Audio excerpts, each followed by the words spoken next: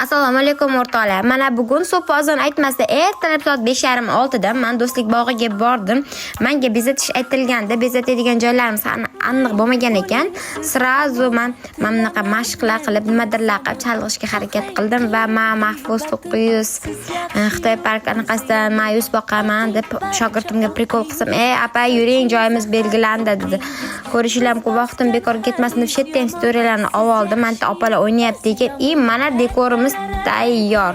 Biz shoshilib ketyapmiz. Bolajonlarim bayramiyda kelib ularni kiyintirib, bog'chaga shirin chaqib jo'natib bordim va kiyinib qaytadan Xitoy parkiga bordik.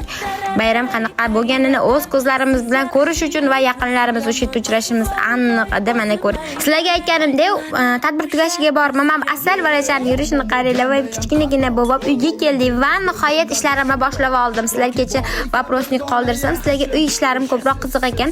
Birinchi kunim bo'lgani uchun nimadan olishni bilmadim va hovlilarni sipirib, uylarni tozalab video reels olaman desam, hovlilarni sipirib bo'lib, keyin hovlini sipirganim uncha videosi yaxshi chiqmadi deb mamni sipirgilar bilan nimadirlar qilatsam, xo'jani jinnib qolganmisam, borimdan ko'ra uyni tozalatib uyga kirgizib oldilar. Uyga kirdimda sal yengil uyoq-buyoqlarni tozaladim-da, iftorlik uchun tayyorgarlikni boshladim. Sizlarga qiziq bo'lsa, ertaga iftorlikda qanaqa qilib tayyorlaganimni reels qilib qo'yaman o'rtoqlar.